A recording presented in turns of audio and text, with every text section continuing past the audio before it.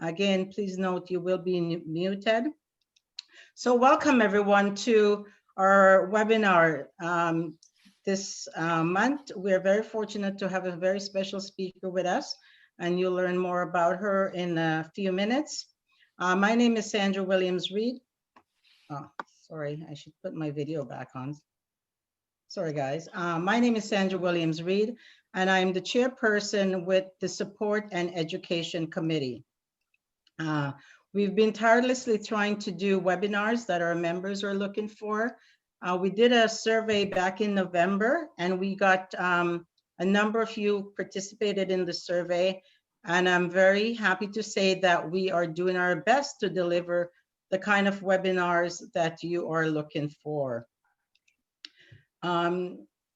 So tonight, I would like to introduce a couple of people that's on this webinar with us. We have Jeremy, who is our fundraiser and marketing manager at Lupus Ontario.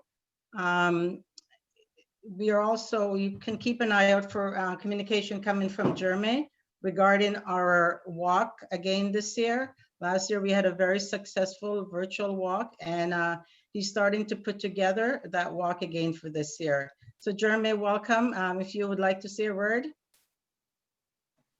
For sure. Yeah, I guess I'll go on camera too. But hi, everyone. I'm Jeremy. Yeah, like Sandra said, I'm in charge of fundraising and marketing at Lupus Ontario, and I will be putting together stuff for the walk upcoming this year, hopefully in the physical space, but we're realistic at the same time. So we're going to be planning most likely a hybrid model focusing on virtual and physical spaces. So look out for communication around that, and monthly webinar updates, as well as our support group meeting updates as well. Kathy, Kathy Farron, our president, is also on the line. Kathy, would you like to welcome our members and our special guests tonight, please? Welcome, everybody. It's great to see such a good turnout, and Dr. Landolt has been a phenomenal speaker in the past, so I'm looking forward, as I'm sure you are, to more fabulous information tonight. Okay, thank you, Kathy. At this time, I would just like to remind you, all our events are posted at lupusontario.org/education. You can read more about the upcoming events there and also register for the events. We have monthly support group meetings. You can visit lupusontario.org/support for dates and times of those monthly support groups meeting. And I just want to mention at this time, not to take away from Dr. Landorf, but we do have another webinar this month. It's not a formal webinar. We have a special guest, Emma, who will be doing an introduction to ballet and using that with the incorporating it into bi-weekly beginners ballet / music for our members. So that is also information is posted online. So please go take time, read about that. And we're hoping that you will join us again on January 28th for that introduction by Emma. And then effective February the 6th, we will start a bi-weekly exercise class on Saturdays at 4 p.m. That is also one of the requests we had from our members, and we are very fortunate to have Emma with us. So I think that's about it for now. So at this time, I would like to introduce Sarah. Sarah is my co-chair, and she will be taking this opportunity to introduce our guest speaker for tonight. Sarah, thank you so much. Thank you, Sandra. Dr. Landolt is trained in internal medicine and rheumatology with a subspecialization in the management of complex autoimmune disorders. Dr. Landolt studied at the University of Toronto, where she obtained both MD and PhD in structural biochemistry. She has extensive academic experience, having worked as a clinician scientist at the University of Toronto and authoring multiple highly cited publications. Her research garnered both national and international awards at every stage of her training and career.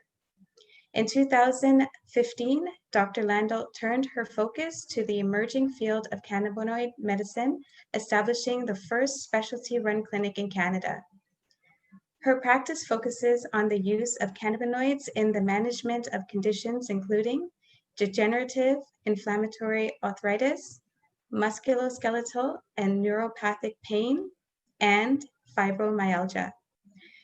She has developed a unique expertise in this emerging field of medicine and is a sought-after speaker in academic, educational, and public media. She is committed to developing accredited training programs for physicians and allied healthcare professionals. Please welcome Dr. Landolt. All right. Is this volume okay? Yes? Excellent. All right. So what I'm hoping, first, welcome. Thank you for your time and your attention. What I'm hoping to do tonight is to really kind of set the stage for a conversation. So I don't want it to be sort of heavy-handed and really delving too much into the science. What I want to do is present you with kind of a broad scope, and then really open it up for questions and dialogue and honestly conversation, because I know that this is an area where there's a lot of misunderstanding, misconceptions, overstated claims, stigma, etc. So with that, so a little bit of cannabis history. Cannabis has been a plant that has been really grown and cultivated by, human civilization for millennia.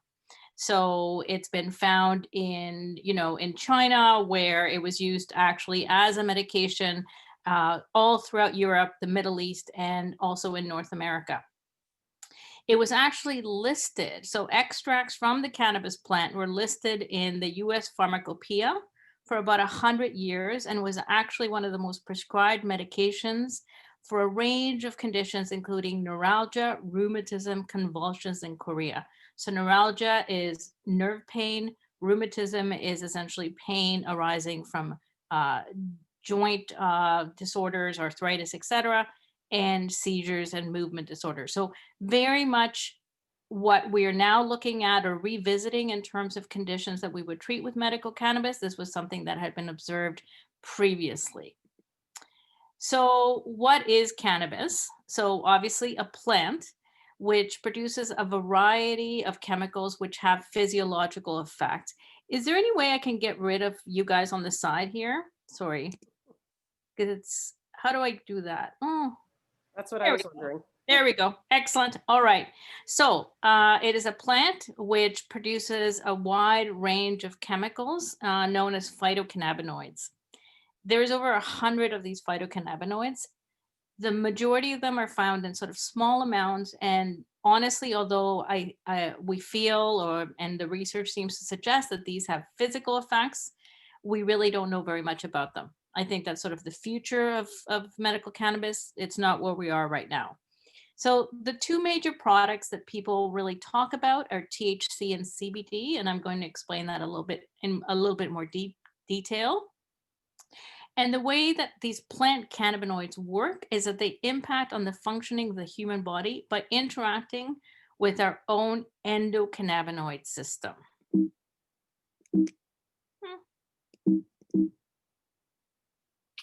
Sorry, there we go. Okay, so what is the endocannabinoid system? This is a naturally occurring biological system in our bodies. There are two major cannabinoid receptors. So these are molecules in the body where both cannabinoids that we make, as well as the phytocannabinoids or the medical cannabis, can interact. There is two major receptors which are found throughout the body. CB1, which is primarily found in the brain and the nervous system, and CB2, which is found throughout the body, but also in cells of the immune system. We actually make endocannabinoids, which can bind and attach to these receptors. This endocannabinoid system is felt to participate in the regulation of multiple functions in the body: heat regulation, metabolism, appetite, digestion, memory, mood, and stress. So it's a very complex network that runs throughout the body. And what the phytocannabinoids do is they really just piggyback on this pre-existing network to alter our own physiology. So let's talk a little bit more about the cannabinoids that we know a little bit about, which is THC and CBD. So in the cannabis plant, as I mentioned, you have over 100 cannabinoids. In the plant itself, what you have is THCA and CBDA, and these are found in the raw natural plant. Neither of these two compounds is intoxicating, and you actually need to apply heat to convert them to their active compounds. So when you apply heat to THCA, you get THC, which is the intoxicating part of the cannabis plant. And if you apply heat to CBDA, you get CBD, which is non-intoxicating. And both of these are considered the active compounds. This is why typically people will always either smoke cannabis or heat it or cook with it, because without that conversion, without that heat, you have inactive compounds. So that explains things, I think, a little bit. So let's look at both THC and CBD in a bit more detail. So THC can actually have medical properties, and it can be useful for things such as nausea, a lack of appetite. It can help with pain, and it can help with sleep. And we can talk about that in a bit more detail. But at high doses, it is intoxicating or makes people feel high, which is essentially the entire story around recreational cannabis. That's it. There is no more complexity than that. The typical symptoms of overconsumption are drowsiness, confusion, anxiety, headache, racing heart rate. So the very stereotypical, very classic kind of features associated with cannabis consumption. The alternate to THC is CBD. CBD is in and of itself non-intoxicating, and it can be helpful with pain, with muscle spasms, muscle ache, and actually anxiety. There is some growing evidence that it has some anti-inflammatory properties. I'll chat a little more about that in a bit. CBD, although it is not intoxicating, can still have side effects, right? Anything you put in your body that has the potential to change how your body functions has the potential for side effects. CBD, usually super well tolerated, but there are side effects, including daytime fatigue or sleepiness, and gastrointestinal side effects, abdominal cramping or diarrhea. Sometimes people will have sort of more uncommon side effects, headache, for example, and I've even had a couple of people develop a rash. One of the really important takeaways is that intoxication, which is the thing that people are most worried about, is THC acting on the brain. CBD also acts on the brain. CBD is the compound that, if you've seen in the news that kids are using sort of cannabis oil for seizures, what they're using primarily is CBD. So we know CBD also works in the brain. The interesting thing is that CBD and THC sort of seem to compete for the same areas of the brain. And what that means is that using something that, for example, has 80% CBD and 20% THC allows you to introduce THC while mitigating or limiting the intoxicating effects. And again, I'm going to return to that concept, but it's one of the ways in which people can introduce THC without or sort of mitigating or avoiding some of the side effects that people don't want. So you may have heard or you may have seen this discussion about cannabis strains, right? And it seems like this is sort of a very confusing thing because there seems to be such a huge number of strains, and people are sort of overwhelmed by this amount of information. Cannabis strains are really a way of defining plants that have a specific chemical composition. And if you remember, I mentioned that the cannabis plant makes hundreds of different chemicals. At the end of the day, you know, people put a lot of stock into thinking about strains. But from a medical perspective, at this point, I don't think we have enough information to be that nuanced or to be that prescriptive, this strain versus that strain. So the way I present it is I break it down into 3 major classes rather than looking at each specific plant. A way to organize the information then is to think of strains that are THC dominant or THC rich. And in the same way that there are strains that fall under that umbrella, there will be products that reflect that. CBD rich strains or CBD rich products, and then products and strains that have a balanced amount, meaning sort of almost equal amounts of both. Organizing it this way allows you to look through the different producers and what they're offering and quickly kind of organize for yourself what are products that are that are not what you were looking for particularly. So as I mentioned, THC, you're going to have more of the side effects that we associate with cannabis consumption. With CBD, much, much less, but not without side effects.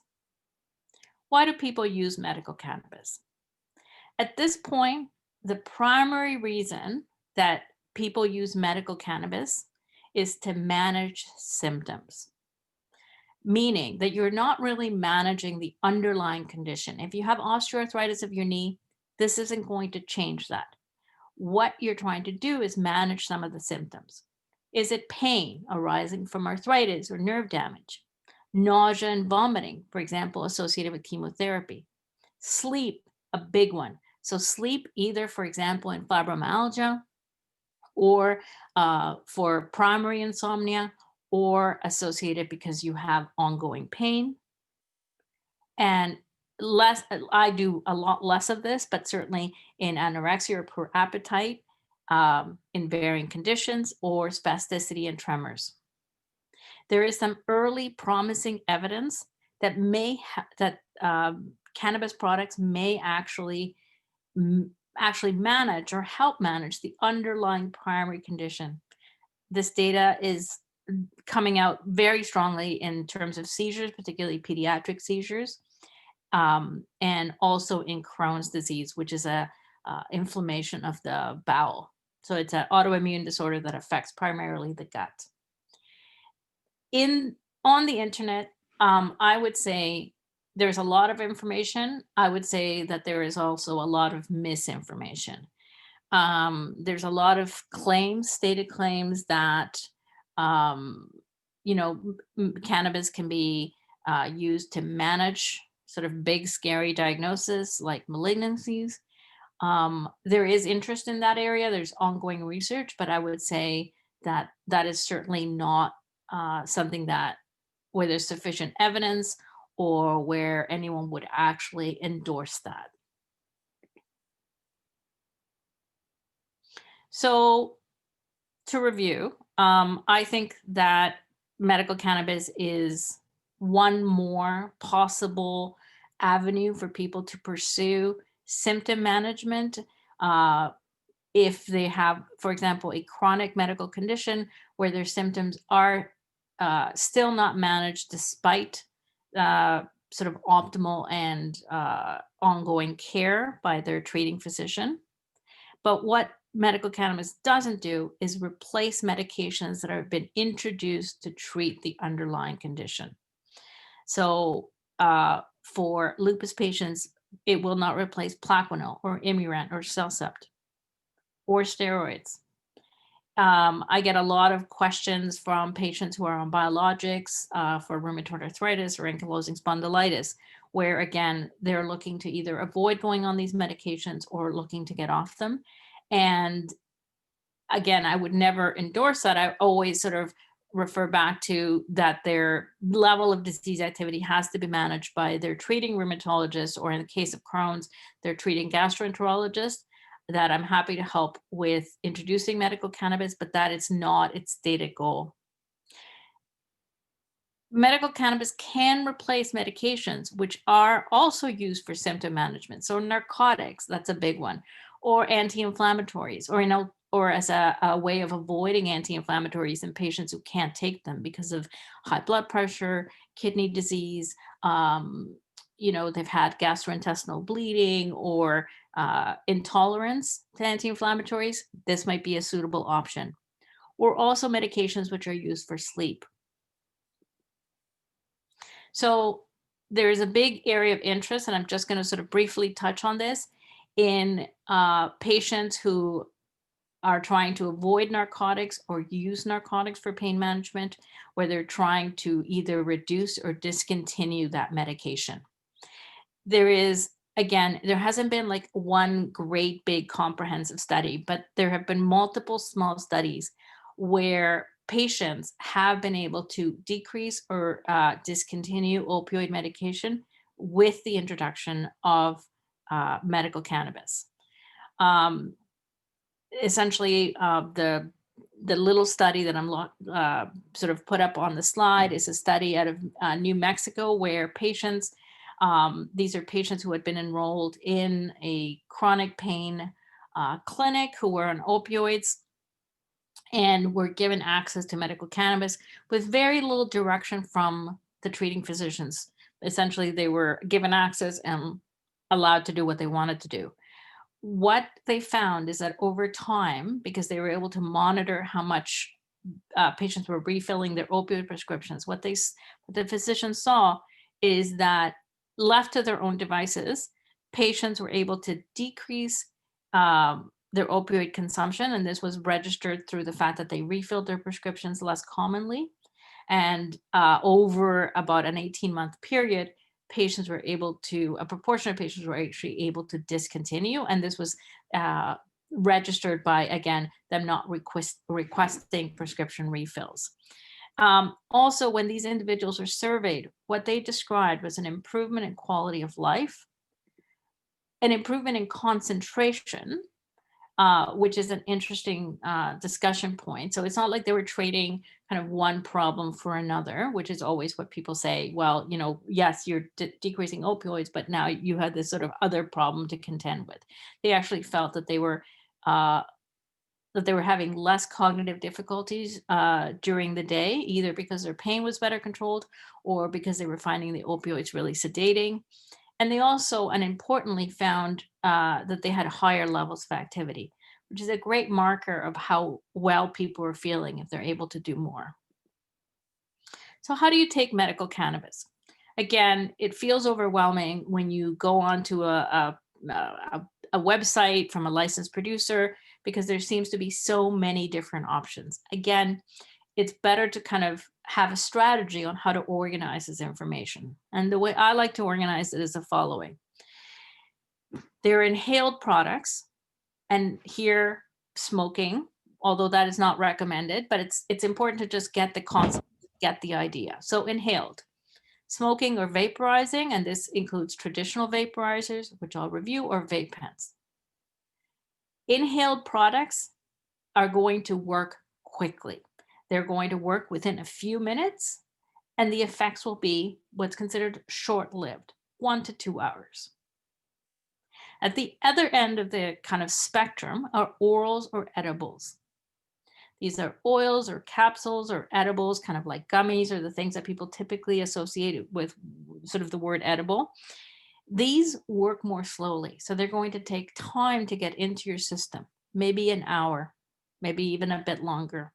But the effects are more long-lived. They're longer. They can last 6 to 8 hours. In between these two possibilities, you have things that are sublingual. So you would either spray them in your mouth or put them under your tongue. And here you have sprays or strips. By organizing it this way, it helps because you can then match what you want, what you're trying to solve with medical cannabis and the right formulation.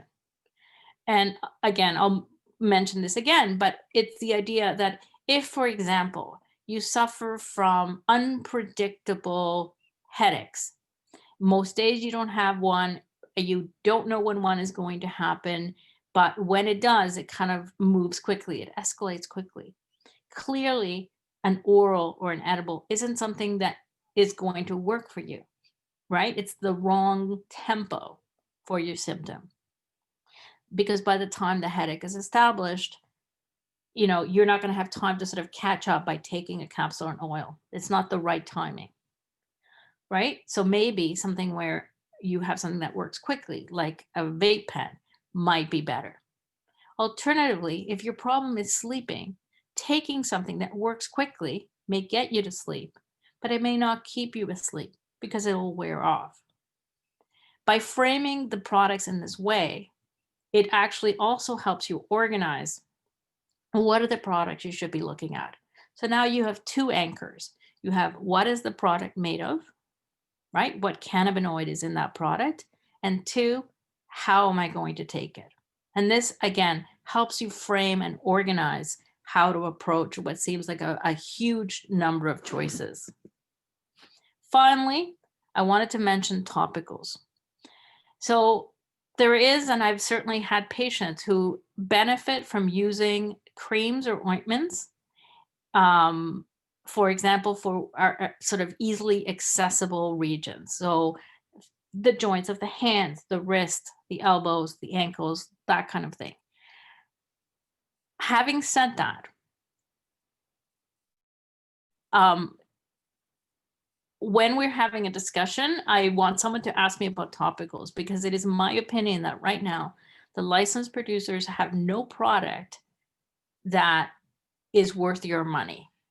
I think that they have not formulated good ointments or good creams. And I think that they're overcharging for something that you can easily work around at home for less money, honestly. So what is vaporizing? There are two ways. So I'm not going to talk about smoking. I will say I have patients who have smoked traditionally, and that is sort of a separate conversation. But when you smoke any plant product, again, not necessarily specific to cannabis, so cannabis, tobacco, anything, what you're doing is you are burning an organic material and you're generating potential carcinogens that may harm your lungs. Taking all of that into your lungs it can be easily avoided through using a vaporizer. So there's two ways to vaporize.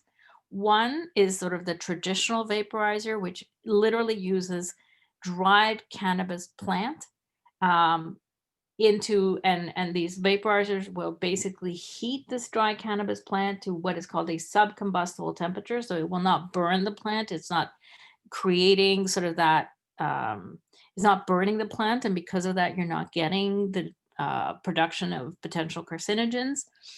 But that heat is enough to liberate the active compounds. And the example I always give people is if you put an apple pie in the oven, your home is going to smell of cinnamon.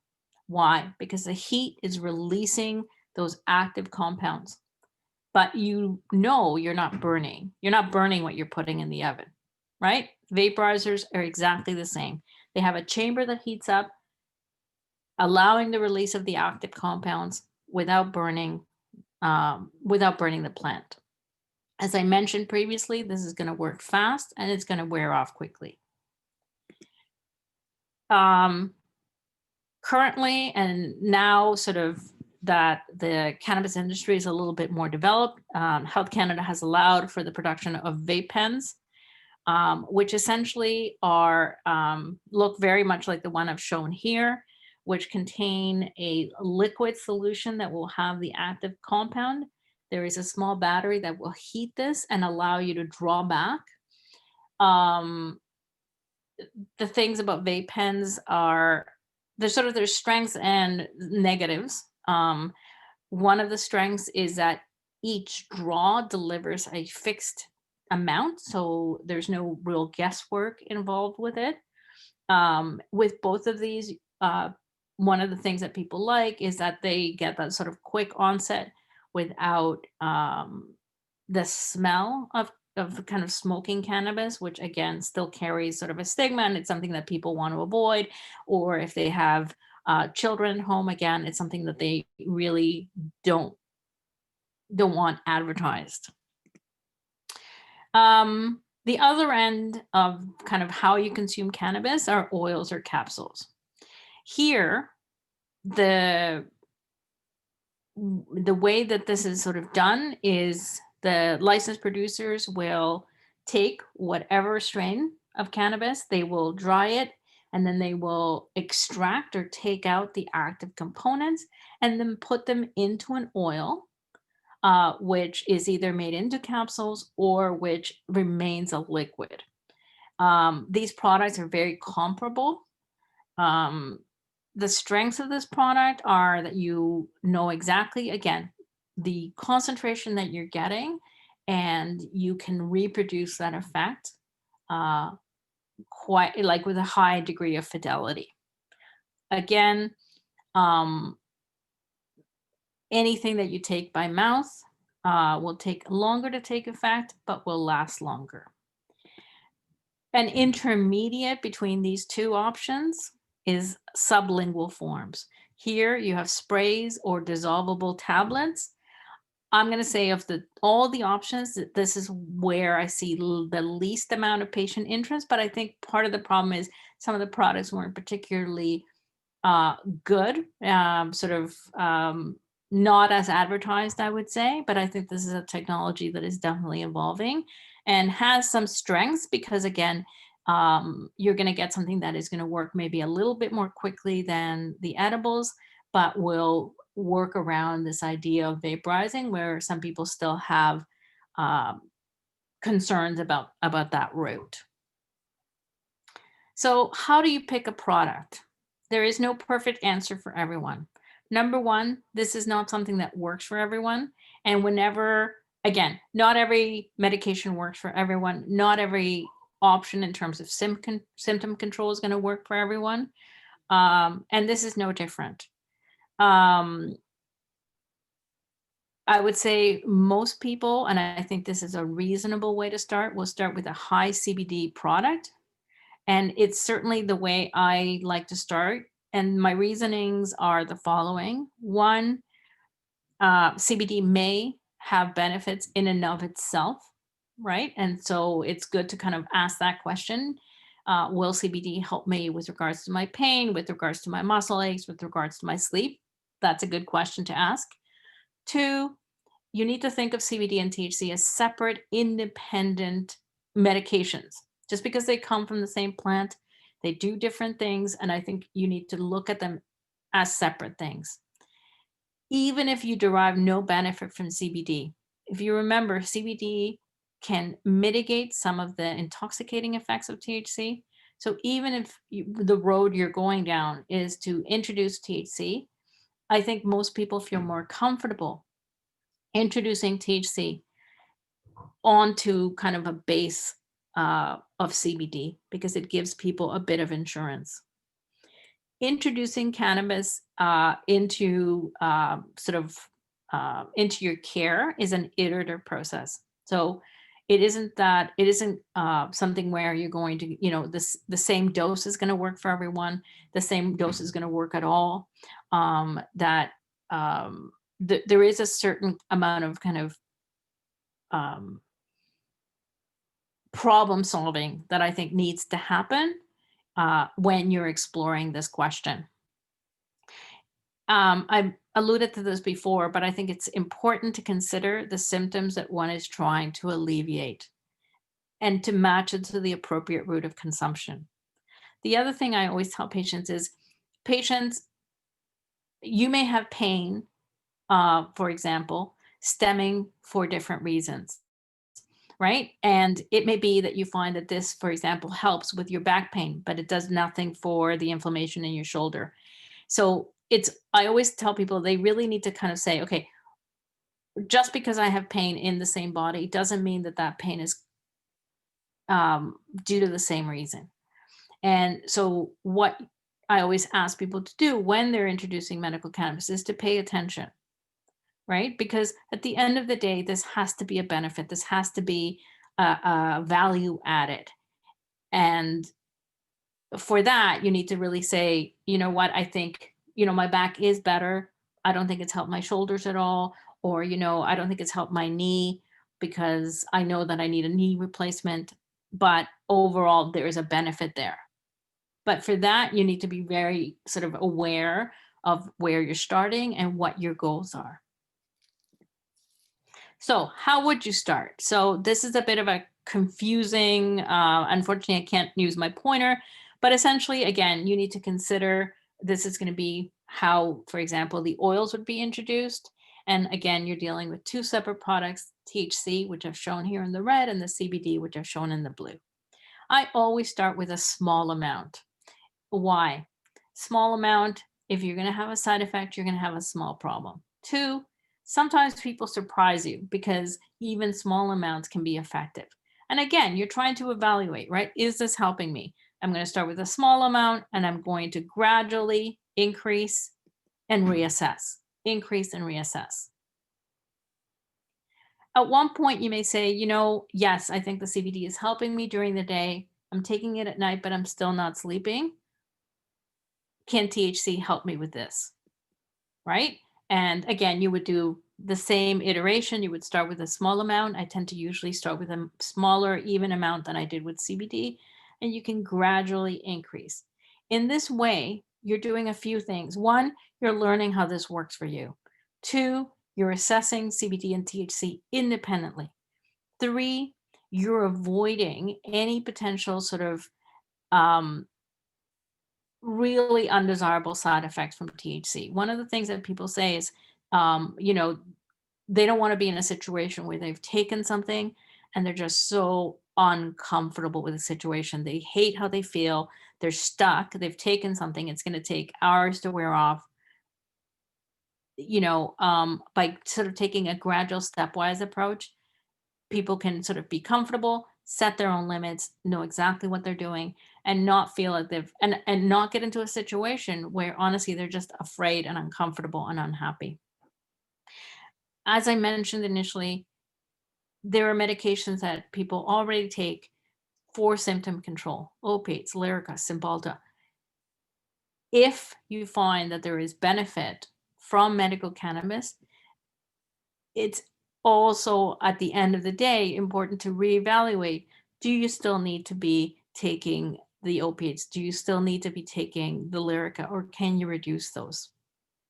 And the same obviously goes for sleeping pills, etc. So I wanted to touch on more.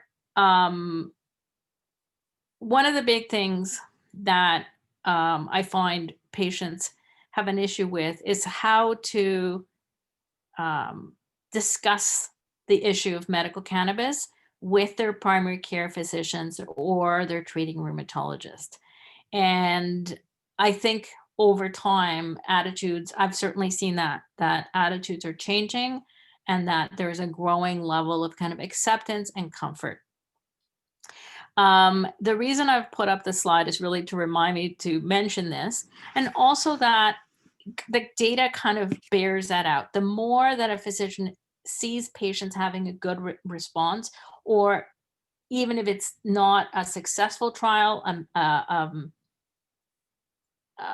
a kind of where people don't get themselves into trouble, where people either, you know, have benefit or don't have benefit and discontinue. The more physicians see that, the more comfortable they become with the topic and with prescribing or referring.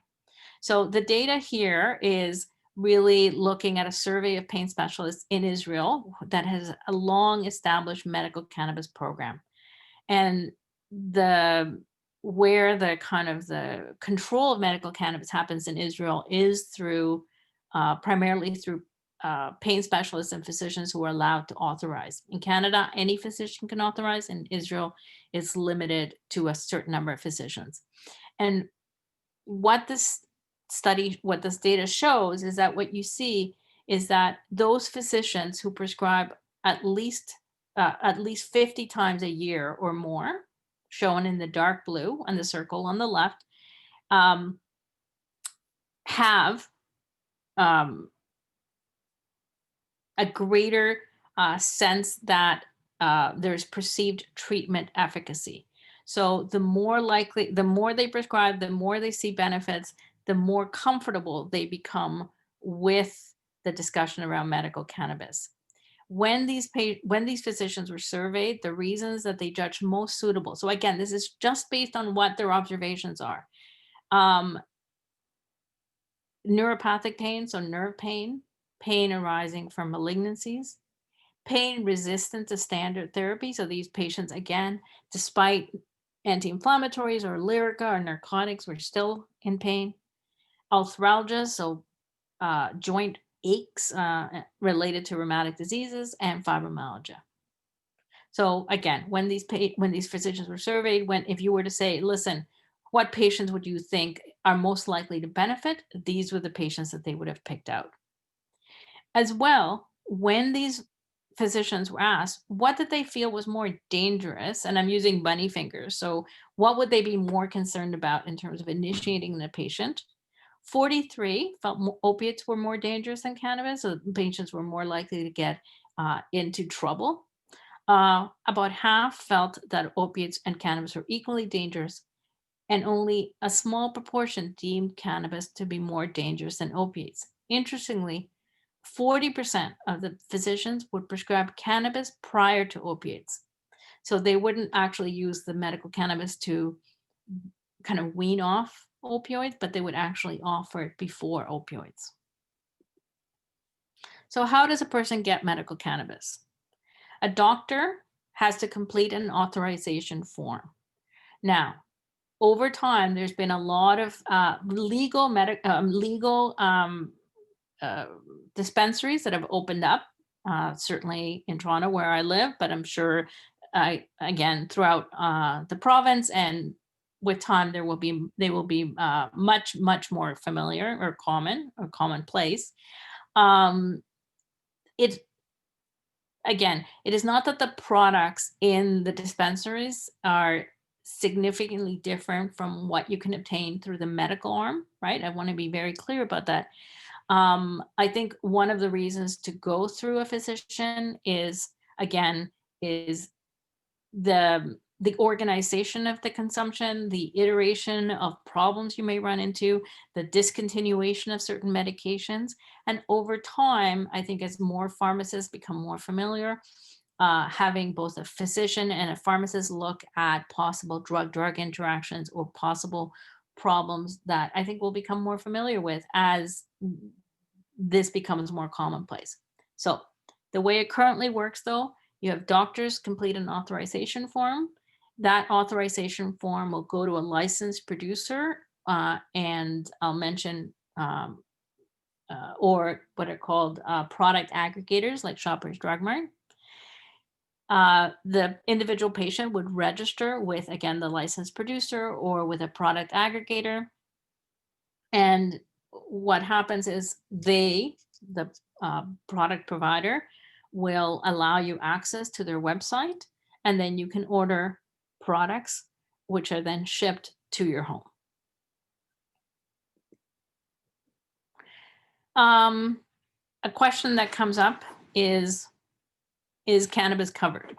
If it's medical, is it covered? Currently, for most patients, medical cannabis is an out-of-pocket expense. Some private drug plans have started to offer coverage, and again, you need to sort of deal with your HR department specifically for this. I've had patients who are able to use health spending allowances within their benefits to offset the costs, but under the ODB guidelines, so the Ontario Drug Benefit has no coverage for this. Some licensed producers offer compassionate pricing based on annual income. And the only other sort of financial point is that the cost of medical cannabis is considered a tax deductible health expense. So just to wrap up, cannabinoids are a reasonable option, I feel, for patients suffering from chronic pain, nausea, and insomnia. It may provide a route to decreasing or discontinuing opioids and honestly other medications which are utilized for symptom control. It does not replace medications aimed at managing a primary or underlying condition. The other thing is, I always try to set reasonable expectations for patients. I mentioned sort of, for example, someone who is waiting a knee replacement. And that is the kind of patient I see a lot. And again, I am not denying you a trial of medical cannabis, but you have to consider that if somebody is offering you a knee replacement, is because your underlying arthritis is very advanced. And the likelihood that medical cannabis or any pill or any topical is going to be sufficient to alleviate your pain in the long term, right? Moving forward and allow more function is very, very low, right? So medical cannabis or opioids or anti-inflammatories may help you get to surgery, but it will never reasonably bypass the need for surgery. Initiating medical cannabis is always a trial, which requires review and reassessment. Its use is meant to alleviate symptoms. I think this is where we're at right now, and improve quality of life. And that is also a conversation that you sort of need to have with your physician over time. If the answer is, I'm not sure this is working, I'm not sure this is doing anything for me, then honestly, you shouldn't, because you're paying for it, because it's time, it's effort, it's money. And if you can't sort of conclusively, sort of conclusively convince yourself that this is of benefit, then it isn't. And that's it. There is no other option. And I will open it up for questions.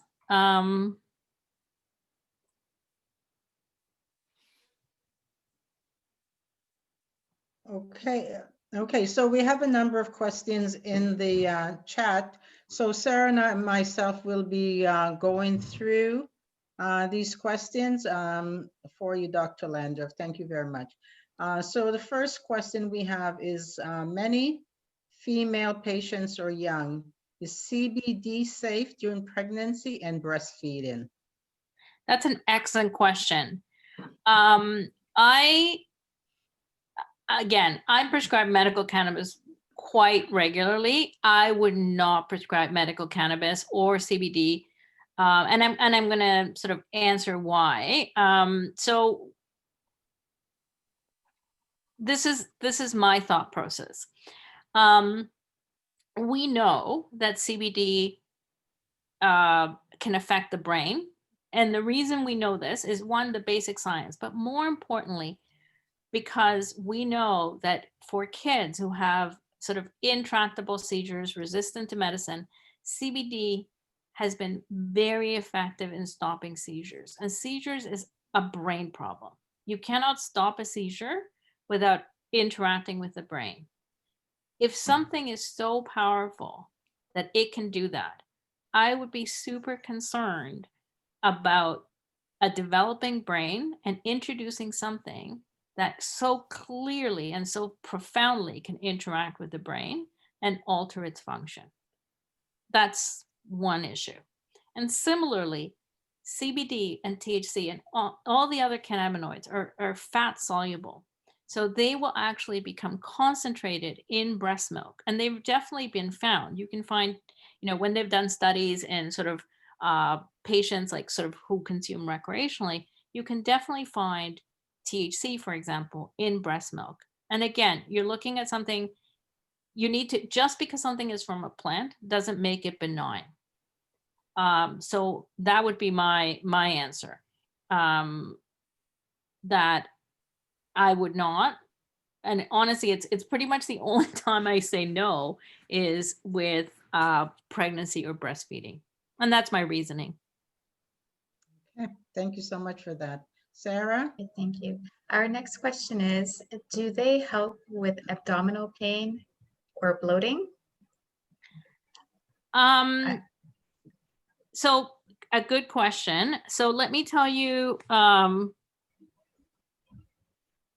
think it depends on the reason. So let me back this up and talk a little bit about Crohn's. So as I mentioned before, Crohn's is inflammation of the bowel wall. And patients with Crohn's have an overlap with rheumatology patients in that this is an autoimmune problem. They will use many of the same medications. So they will use prednisone, they will use Imuran, they will use some of the biologics that you see in patients with, for example, psoriatic arthritis, or rheumatoid arthritis, like Humira. In those patients, despite being kind of optimized from a medical point of view, so they're in what their treating gastroenterologists would consider optimal therapy, many of those patients can continue to have symptoms of diarrhea, bloating, abdominal pain, inability to gain weight. There has been studies looking at CBD plus minus THC in these patients where over time, those symptoms that kind of persist and nag improve, and there's sort of different metrics where patients, for example, you see that there's increase in full-time employment, a decrease in reliance of other medications, so it seems to help. I've certainly had patients who have kind of non-specific abdominal pain, meaning no one can tell them why, benefit. I think it's always a trial, because the other thing, and I will tell you that CBD can actually aggravate or give people abdominal cramping and abdominal pain. So I would say, as with always with medical cannabis, it's a trial. I've definitely had patients who noted benefit, but I've also noted patients even who didn't have abdominal pain before describe bloating and cramping. So it's not sort of a clear-cut answer, but I would say it's worth a trial. But if that's the case, I would start with a very small amount. I would increase very slowly, and I would really kind of examine, is this helping, or is this actually worsening my symptoms? Great, thank you. Okay, how long are the effects for sublingual products? So all of the effects, so again, it really depends on dosing. The longest effects are always for anything you take by mouth. And this is particularly the case for THC, and particularly the case for, and I will explain why. When you take something by mouth, any cannabinoid will go first to the liver. Any drug will go, just the way circulation is, it will go to the liver. THC in particular gets converted from THC, which is an intoxicating active compound, to another form, which is equally intoxicating and an active compound. So it kind of gives you the second life, particularly the THC. And it's one of the reasons that people, when they're talking about recreational products, always think, again, I'm using bunny fingers, that edibles are so strong. It's because they don't realize that they were getting this sort of second life to what they've ingested. When you use sublingual products, you bypass that effect. So you're shortening the effect, and it's also a dose dependent thing. So usually I tell people 3 to 4 hours, but obviously if you consume a huge dose, you're going to have, again, this a much more sustained effect, because your body has to kind of metabolize this. And it's the same thing for anything that you vaporize. The difference with vaporizing is that people take these short, sharp draws, so they can take actually fairly small amounts, which they control. Okay. Okay, so our next set, we have kind of like a series of questions that kind of interlink with each other. Will taking in the morning cause sedation, dizziness, etc.? Can they cause constipation?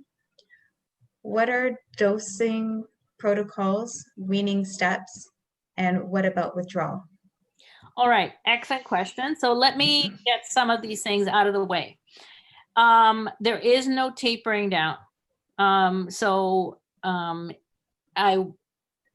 essentially, even if you've been taking CBD plus minus THC, you don't have to taper down as you would with narcotics, with Lyrica, with Cymbalta. You can just stop. I've certainly seen that. As you know, any medical cannabis product, CBD, THC, etc., are legal within Canada illegal outside of Canada, so we cannot transport any products. And I certainly have patients who would travel, well, not now, but in the before time, to, for example, the United States. And they would just simply stop. And they would not sort of suffer ill effects. Obviously, if they were controlling a particular symptom, that symptom would return, but they wouldn't feel as, you know, they wouldn't develop symptoms typical of withdrawal. So there's no need to taper. There are no withdrawal effects. The only way to know, again, if CBD is going to cause daytime sleepiness is to introduce it. And it's one of the reasons I like to introduce it at small amounts and then gradually increase. What sometimes happens is people will be taking it at night, and they will take it to, like, let's say that they find that CBD makes them sleepy, but they're like, that's fine. I don't care. I'm going to take it at night because it helps me sleep. Terrific. One of the problems that can happen is you can have residual effects into the morning. That's either because you're not taking it early enough or you're taking too much, right? So you can have sort of daytime sleepiness as a residual effect from something you've taken the night before. For the daytime fatigue, I honestly find that because you can do a slow titration, most people very quickly start to realize, oh, you know what, this is a bit too much. I need to scale back on my dose. Finally, in terms of constipation, I haven't seen that. In fact, one of CBD in particular tends to, I think, activate the bowels more than anything. So this is why you're going to get things like maybe some bloating, maybe some cramping, maybe abdominal pain. Not as common as I may make it sound. It's just something that will definitely, when it happens, it's very obviously the CBD. I think that was all of the questions, right? Yes. Great. Thank you. Okay, the next question. Would tropical work? I'm going to spell this because I want to make sure I get the right word in. It's Haglunds, Haglunds, deformity of the heels to relieve the pain and improve movement. So that's one part of the question. It says here, I've been told there's nothing left to be done, and it is not from lupus, and they can't fix it due to the Achilles sitting against it. Also, it's in both feet. Okay, so it is really, again,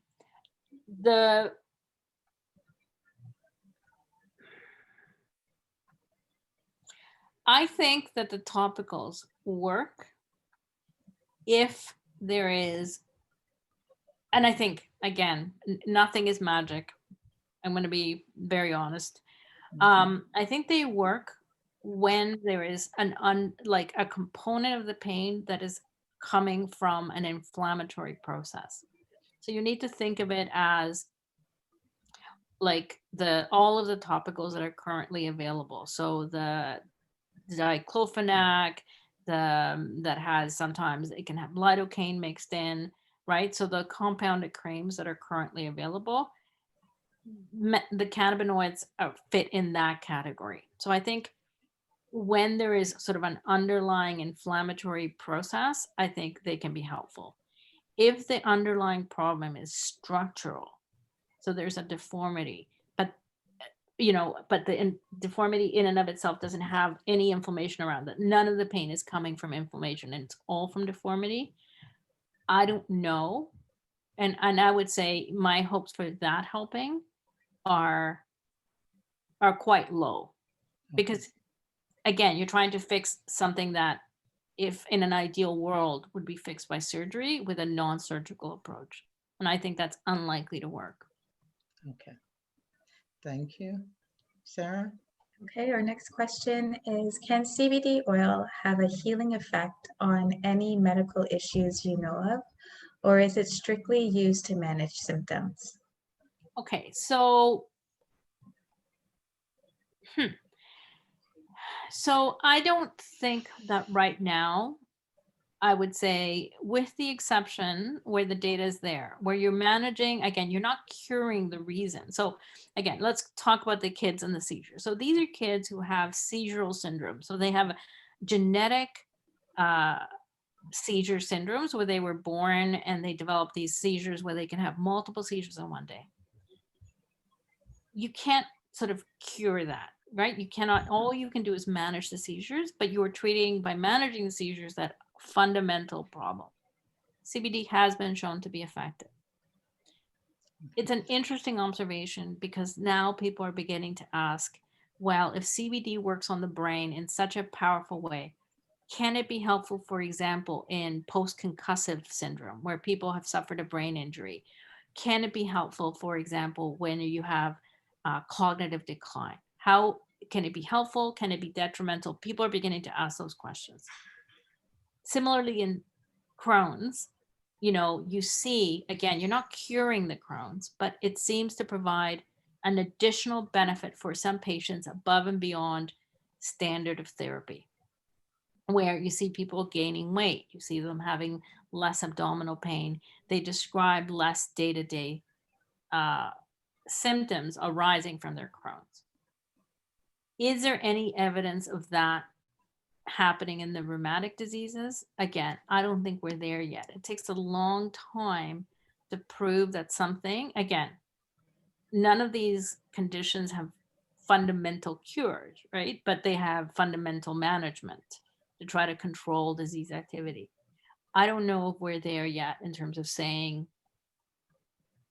that cannabinoids can be as Imuran is or as CellCept is. I would say the only place where I sort of think, well, this has made a big difference is in fibromyalgia. And I think particularly in the area of sleep. And you can argue, you know, is sleep like, because again, fibromyalgia is more a kind of a descriptive constellation of symptoms: fatigue, pain, mood, insomnia. There, I definitely think that patients, again, I don't know if you're treating the fundamental problem, but I've definitely seen that people over time who manage to improve their sleep and their sleep quality overall have a significantly improved quality of life. I would say that. Okay, Dr. Landorf is now 8, but we do have a number of other questions. Would you mind taking a few more questions for us? Sure, let's do it. We will finish up shortly, but we do have a number of questions. If anyone do have to leave, you can leave, but if you don't mind, we will take these few other questions before we close off. Thank you so much, everyone. So the next question is vaping cannabis safer than regular vaping? That was all over the news with the health issues, I guess, a while back. Great question. I'm glad somebody asked that. So just to kind of bring everyone up to speed, about a year and a half ago. Her computer died. Oh, did we lose her? Oh. That's what I was trying to tell you, Sandra. You had to tell her that she only had 1% left. I could see it up in the corner of the screen. Oh, you could. Oh, okay. Did you send me a message, Ashley? I might have missed. Yes, okay. I did miss that. Well, we'll see if she's able to log back in. In the meantime, while we are waiting to see if Dr. Landorf can log back in, just one more thing I'd like to remind for those of you who are on the call and who are not currently members of Lupus Ontario, Lupus Ontario is now free. We do need your support though in becoming members, because this helps when we have to go out and solicit funds, etc. Another reason for membership is when we are doing these presentations, you do get reminders, you do get an email, as well as you do get the monthly newsletter as well, and access to all the other events that are going on. So by all means, please sign up for the membership if you haven't already done so. And Dr. Landorf has just come back in. I'm back in. I fell out. Yes. I went away, but I'm back. I'm back.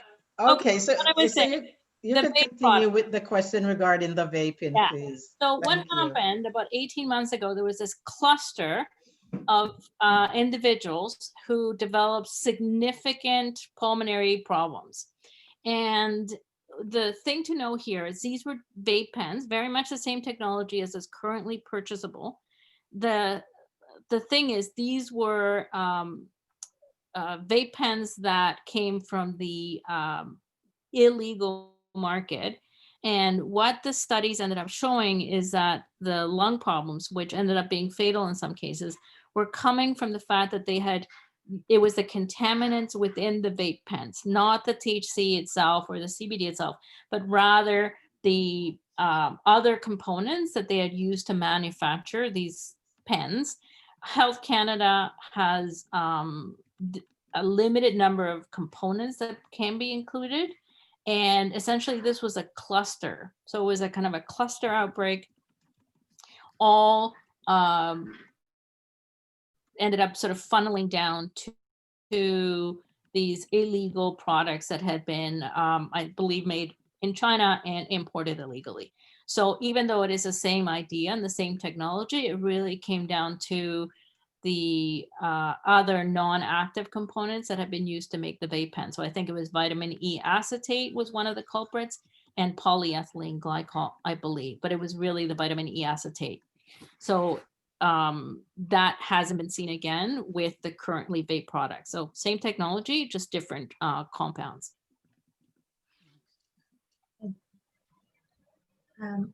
Okay, so our next question, thank you for that. What about the things we see in stores, for example, CBD oil mixed with cream? Are these equally as effective? Example, I have seen it sold in stores like Indigo Chapters. Okay, so one, I have no idea what is in those products. I will tell you that. The other thing is, so I know it's very confusing for people. So here are the things that are happening in Canada right now. One, there's online, let's just call them gray market, legacy market dispensaries that for all intents and purposes to you will look like legal producers because they honestly have very high production values. They look very legitimate. They are not, particularly, again, I'm not commenting on the legacy market. I'm not commenting on recreational cannabis. I'm simply stating they are not Health Canada approved licensed producer. The other thing is that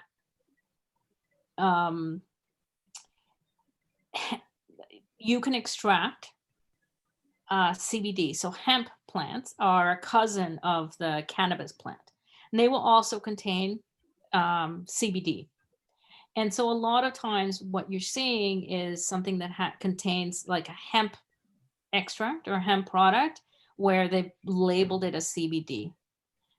You don't know how much is in there because again, no one is actually allowed to sell that, right? So it has to either be through a dispensary or it has to be through kind of a licensed producer where you order directly. So, or it can be from the illegal market. Again, it doesn't mean that the illegal product or the gray market product isn't going to work. It's just, it's hard to comment on the composition of what you're purchasing. And that's it. So because CBD has become sort of the great new kind of panacea for everything, you see that, you know, even like I think on my 7-Eleven, you can buy like a drink that purports to have CBD in it, which I'm sure it doesn't. And that's my answer. So effectively, buyer beware. Exactly. Absolutely. Okay. Absolutely. Okay. Other than the anxiety, can CBD help with other mental illness? I am not, you know, that is not my area of practice. I will mention a couple of things on that. Definitely, one, there is sort of grades of anxiety, if I may say. I think that if you have sort of a primary diagnosis where your anxiety is fundamentally crippling, you need to, you know, you need to not see a rheumatologist. You need not to see an internist. You need to see someone who specializes in the management of what is a significant health issue. If you have what I describe as kind of that pot about to boil, hummy anxiety, I do find that sometimes people find CBD helpful, where they feel that they're more comfortable in their own skin, right? That's the way they've described it to me. I would never,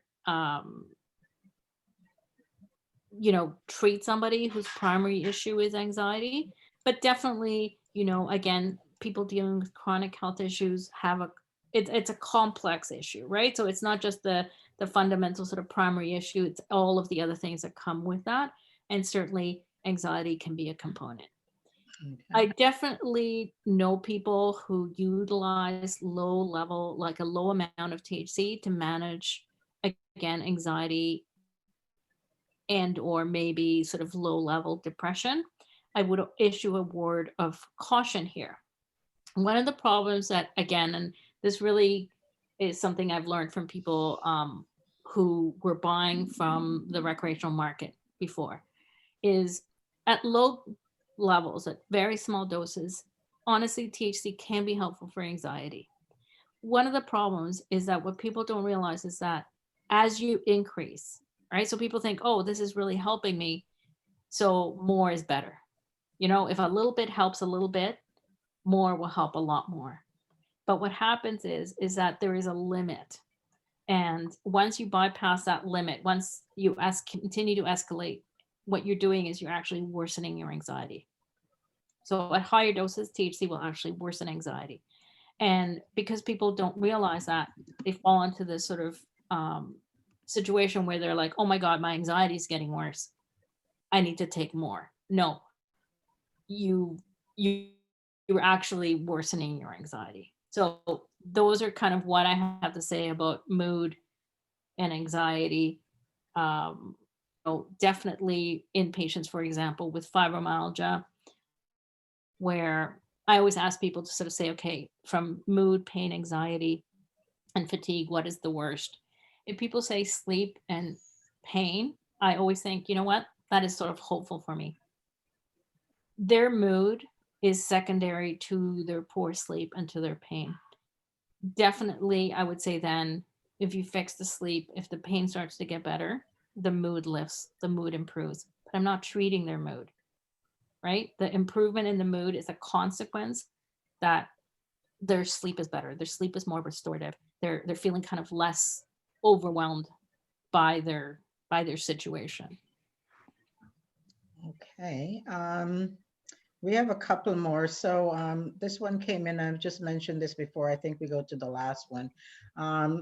Someone would like you to speak on the effects of ingested products on the liver function. Good question.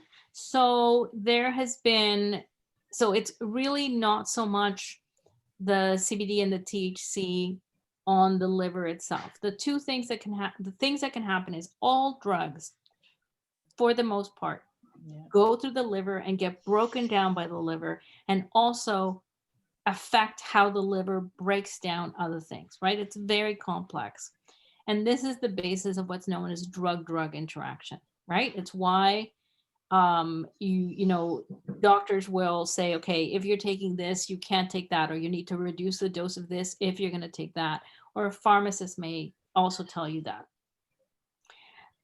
Definitely, I'll give examples of things that we know. In this study, looking at kids who were taking the CBD, they were taking fairly high doses. What they noticed is that in kids taking certain anti-epileptic medications like clobazam, they did see an inflammation of the liver, likely from the interaction of CBD and clobazam in the liver. What happened is that they actually lowered the clobazam, not the CBD, that stayed the same, and they saw an improvement. What this suggests is, and I have to tell you again, because I have patients who are on methotrexate or Imuran, they have their liver functions routinely tested. I've never found somebody where their liver functions went up coincident with introducing CBD. I know that's anecdotal. Another bit of evidence is, for example, I've certainly had patients, again, not a lot, who've had transplants, so liver transplants, where the transplant team actually allowed them to take CBD, right? And if you know anybody who is, you know, anyone who's gotten an organ transplant, let me tell you, the transplant team is on them like 24/7, and they are so cautious and so delicate with those patients.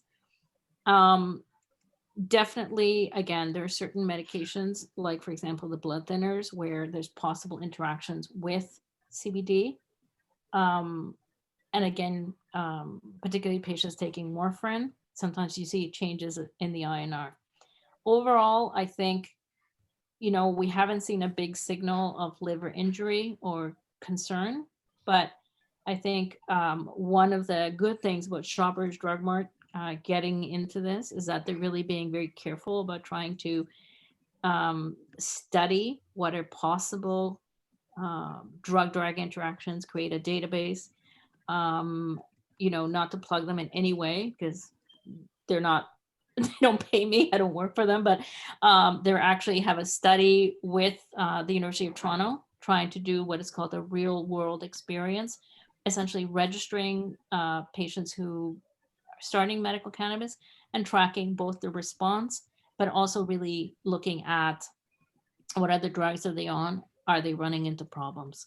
Because I think it's a very fair question to consider, you know, impacts.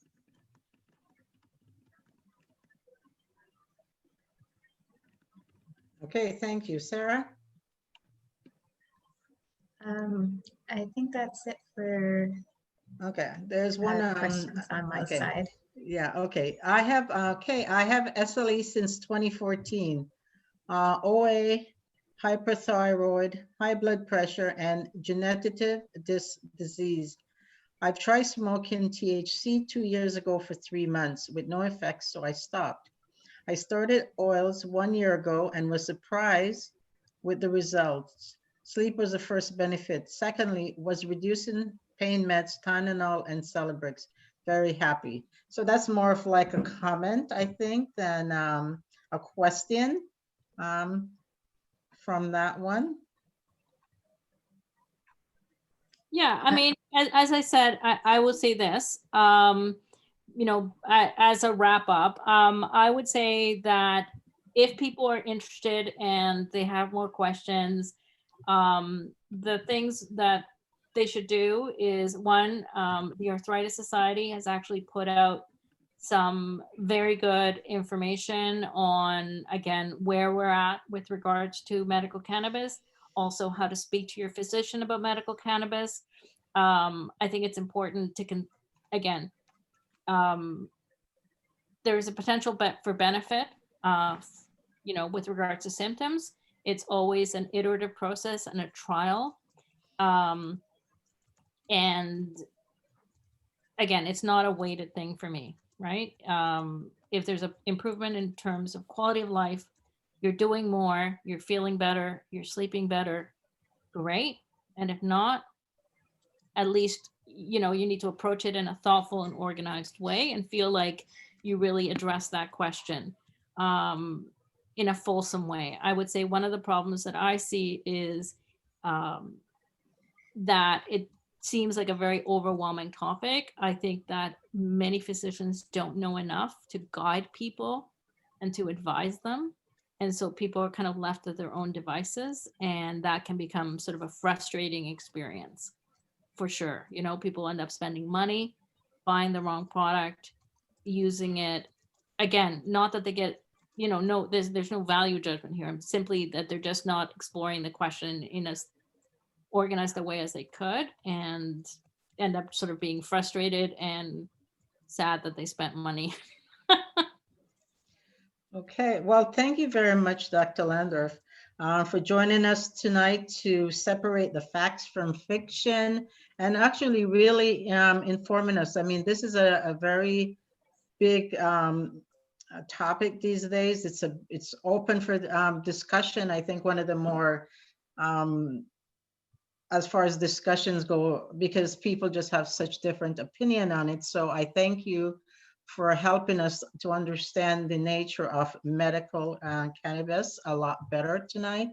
I think our members have definitely benefited from your experience and your informative presentation. Again, I know you are available for the group. So if anyone needs to reach out to Dr. Landorf, you can, you know, contact us. Or again, I know she has her clinic downtown. Dr. Landorf, I'm not sure what your protocols are for patients. So I'm essentially sort of a referral service, but again, you know, there is, I think there is, even in your own communities, growing expertise, growing comfort with this discussion. And sometimes, honestly, I hope I've given you a framework for how to really look at the products, look at how, you know, how to initiate and how to move forward in a way that makes sense. Yes, makes I sense. think you did. And where you kind of have a certain control over what you're taking, why you're taking it, and how to move forward. And essentially that's it. I think the next 5 to 10 years are going to be exciting because we're going to find out what the other cannabinoids do. Okay. So we'll see. Okay, well, thank you so much. We do appreciate your time. I know you're an extremely busy doctor, so for you to give your time to Lupus Ontario is greatly appreciated. And we hopefully, as the air of your expertise change, that you'll be able to come back and inform us at a later date again. All right. Thank you. Thank you so much. Stay safe, everyone.